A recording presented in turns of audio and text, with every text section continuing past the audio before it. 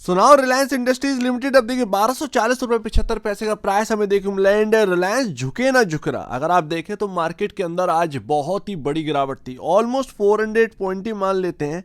But Reliance industries के अंदर ₹1.15 की गिरावट के साथ क्लोजिंग हुई है। एंड ऐसे में Q3 के नंबर से पहले इतना स्ट्रांगनेस देखने को मिल रही है इस स्टॉक के अंदर कि कुछ ना कुछ तो यहाँ पर बड़ा होने वाला है। Q3 के नंबर्स में ज्यादा टाइम नहीं रह गया। एंड वही तो आप देखिए कि इस वक्त जो है ना 2024 में अंडर परफॉर्म कर गया, निफ्टी के कंपैरिजन अंडर परफॉर्म किया है रिलायंस का स्टॉक, आपको लॉसेस देके गया। बट यहां पर शुरुआत में आप देखिए कि निफ्टी लुढ़का चला जा रहा है, बट रिलायंस 2% का रिटर्न आपके हाथ में थमाए हुए है। एंड ऐसे में स्ट्रांगनेस दिखती है। एंड बात इतनी सी है, जगह जगह आपको खुसफुस देखने को मिल ही रही होगी कि ये जो Q3 के नंबर्स हैं रिलायंस के, शायद थोड़े से बेटर होंगे सितंबर यानी कि Q2 के कंपैरिजन। एंड अगर ऐसा हुआ वाकई में कि Q2 के कंपैरिजन नंबर अच्छे आए, तो फिर कहीं ना कहीं यहां पर बॉटम बन सकता है। एंड बहुत दूर की बात नहीं रह गई नंबर्स की। नंबर्स आप देखिए 16 जनवरी को आने वाले, आज 13 जनवरी है, 14 और 15 का यहाँ पर जो है ना समय है, एंड 16 जनवरी को आपके सामने मेरे सामने नंबर्स होंगे। मानो ना मानो रिलायंस के हाथ में इस पूरे मार्केट की चाबी है। एक तरीके से ये स्टॉक नहीं है, सेक्टर है। कई सारी चीजें इसके अंदर आ जाती हैं, टेलीकॉम, आपका रिटेल, बहुत सारी चीजें जो है वो इसके अंदर आ जाती हैं। इसीलिए अगर कोई निफ्टी का बॉटम बनवा सकता है तो इसके अंदर दम है। एंड रिलायंस बहुत ज्यादा गिर चुका है स्टॉक, बट ये नंबर्स ही बताएंगे कि कितना क्या होना है। फिलहाल तो ये एक्सपेक्टेशन माना जा रहा है। कुछ कुछ जगह पर अगर आप देखेंगे तो समझ में आ रहा है कि शायद आपका Q2 के कंपैरिजन जो 19,323 करोड़ का यहां पर प्रॉफिटेबिलिटी है, उसके अगेंस्ट थोड़े से वीक रहेंगे। बट मैं आपको बता दूं कि जो एक्सपेक्टेशन रखी जा रही है ब्रोकरेज हाउस की तरफ से, कई सारे ब्रोकरेज हाउसेस जो है वो यहां पर अपना एक्सपेक्टेशन लेकर आएंगे। उस एक्सपेक्टेशन के मुताबिक जरा सा भी, हल्का सा भी अगर हायर साइड, हायर इंच यहां पर ना नंबर आ गए तो यहां पर बीट एस्टिमेट यहां पर लिख कर आएगा जगह जगह। ऐसे में रिलायंस के अंदर संभावना यही है कि बॉटम बन भी जाए। अब गोल्डमैन का एक्सपेक्टेशन आया रिलायंस के रिगार्डिंग Q3 का कोर इबिटेडा में 5% का जंप देखने को मिलेगा प्रीवियस क्वार्टर के comparison. But year on year basis पर यहां पर आपका बिल्कुल अनचेंज रहने वाला है इबिटेडा। अब यहां पर बता रहे हैं कि टेलीकॉम बिजनेस से पॉसिबल है कि यहां पर अच्छा, गोल्डमैन यहां पर मान के चल रहा है कि स्ट्रॉन्ग अर्निंग्स आएंगी टेलीकॉम बिजनेस से, वो शायद बैलेंस कर देंगी जो कि एनर्जी में अंडर परफॉर्मेंस, वीकर परफॉर्मेंस देखने को मिल रहा है। एंड रिटेल के अंदर जो स्लो डाउन देखने को मिला है उसकी वजह से जो रिजल्ट खराब आने वाले हैं, तो उसकी भरपाई टेलीकॉम की तरफ से हो जाएगी। यानी कि बड़ा बैलेंस से यहां पर रिजल्ट आ सकते हैं इस बार के रिलायंस की तरफ से। गोल्डमैन का कहना है कि रिलायंस रिटेल Q3 के जो नंबर्स हैं, सेल्स ग्रो हो जाएगी 5% ईयर ऑन ईयर बेसिस। पिछले साल के कंपैरिजन इस साल में जो रिटेल का सेल्स नंबर आएगा उसमें 5% की ग्रोथ देखने को मिलेगी, लेकिन 1% का गिरावट देखने को मिलेगी क्वार्टर दर क्वार्टर बेसिस पर। यानी कि जो Q2 आया उसका उससे 1% नीचे ही यहां पर रिटेल के नंबर दोबारा आने हैं, इतना यहां पर। अब यहां पर आप ये मान के चलिए कि जो गोल्डमैन की यहां पर एक्सपेक्टेशन है, अगर यहां से जरा सा भी 2-3% यहां पर ना क्वार्टर दर क्वार्टर बेसिस पर आ गया नंबर, तो ये यहां पर ना बिलो एक्सपेक्टेशन आएगा। ऐसे में फिर आप ये एक ना अंदाजा लगा लीजिए कि स्टॉक फिर जो है बॉटम शायद ना बना पाए ऐसे में। तो ये ही चीजें जो है पहले ही नोट करके रखिए ताकि आपको उस वक्त समझ में आए, एंड आपको समझ में आए कि भैया मार्केट किस तरफ जाना है, क्योंकि यही पलटेगा मार्केट को, ये तो तय है। तीसरा यहां पर एक्सपेक्टेशन रखा है जियो की रिगार्डिंग, ग्रोथ यहां पर इंप्रूव करवाएंगी फ्री कैश फ्लो जियो के। तो यहां पर इनका कहना है कि एक्सपेक्ट तो यही करें कि जियो का यहां पर रेवेन्यू 6% क्वार्टर दर क्वार्टर बेसिस पर बढ़ता हुआ नजर आए, and 19% year on year basis पर बढ़ता हुआ नजर आए। जिस तरीके से टैरिफ हाइक कर रहे हैं उसका बेनिफिट कहीं ना कहीं मिलता हुआ नजर आए। लेकिन जो गिरता हुआ ट्राई का जो डेटा है वो भी तो कुछ कह रहा है ना। तो ऐसे में जियो की तरफ से मैं यहां पर ना एक मेरा खुद का एक्सपेक्टेशन है, असमंजस लेकर जा रहे हैं जियो के रिगार्डिंग। जियो में कैसे नंबर्स निकल कर आएंगे इस बार के अपने को पता नहीं है।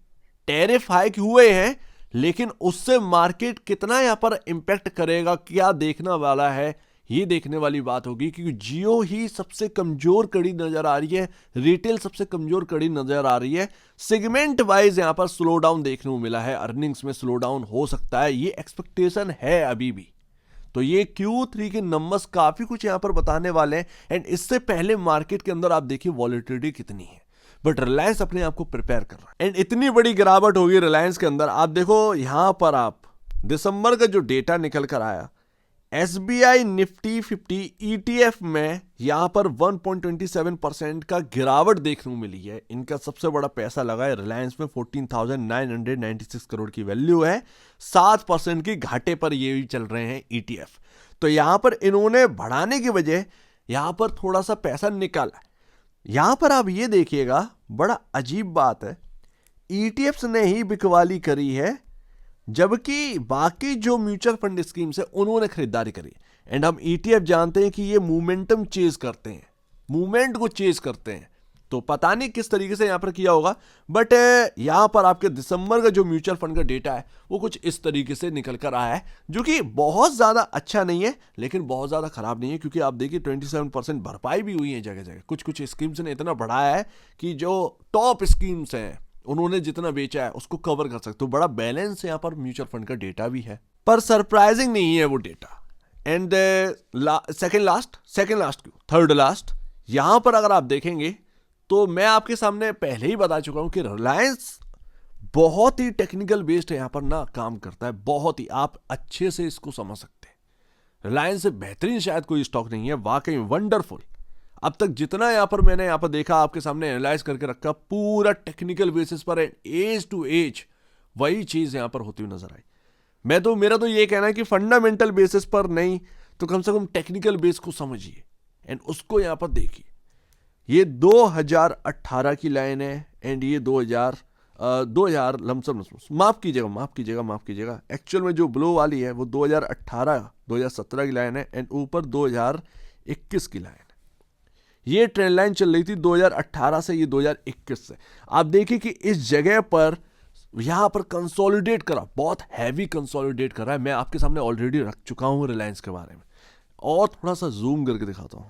देखिए कुछ इस तरीके से, ये जो आपका है ये रेजिस्टेंस है, ये आपका लेवल है 1287 अपर एंड 59। ये 1287 1259 ये आपका बहुत हैवी रेजिस्टेंस है, जिसको क्रॉस करना बहुत मुश्किल है, बहुत टफ है अभी रिलायंस के लिए। अब देखिए रेजिस्टेंस कैसा है, ये मैंने आपको रेजिस्टेंस बताया। यहां पर देखिए पहले यहां पर ये आपका आया 1259 तक रिलायंस, वहीं से नेक्स्ट डे इतनी बड़ी कैंडल बनी कि इसे ट्रेंड लाइन के नीचे चले, ट्रेंड लाइन को संभालने का काम कर रहा है ये, ठीक है। उसके बाद रिकवरी आई, वापस से उसी जोन में आकर एक गिरावट आई है एंड वापस से आज की डेट में 1222 का लो लगाया, ट्रेंड लाइन के नीचे थे एंड वापस से वहीं से रिकवरी आई। तो आप समझ रहे हैं ना कि कितना खतरनाक खेल चल रहा है।